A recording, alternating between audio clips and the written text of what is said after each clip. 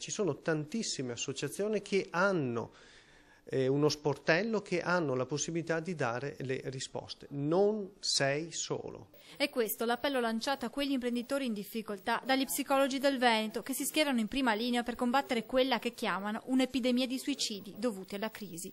E i dati della CGIA di Mestre confermano questo quadro drammatico. Sono oltre 30 gli imprenditori italiani che in questo primo scorcio del 2012 si sono tolti la vita per motivi economici. Di questi ben 13, pari circa il 35% del totale, sono titolari d'aziende del Veneto. Spesso gli imprenditori si sentono i primi responsabili della crisi della loro impresa, vivendola come una sconfitta personale. Quello a cui noi stiamo assistendo è molto spesso un'idea per cui il fallimento, diciamo così, dell'impresa o il fallimento della propria esperienza professionale sia contiguo all'esperienza di fallimento di persona.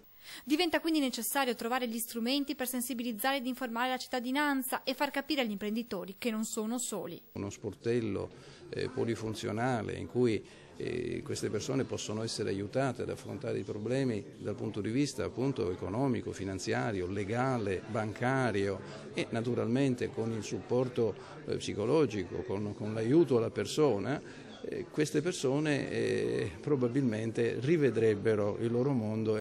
Mettere in rete tutti i soggetti che possano contribuire a contrastare il fenomeno dei suicidi. Arriva così dagli psicologi veneti la proposta rivolta alla Regione di un tavolo di lavoro che si occupi e preoccupi di individuare ed organizzare modelli di intervento, di rete, di supporto, non solo psicologico ma multiprofessionale con le associazioni di categoria, con la finalità appunto di dare una risposta seria, concreta ed operativa a questa crisi economica e soprattutto agli eventi tragici che l'accompagnano.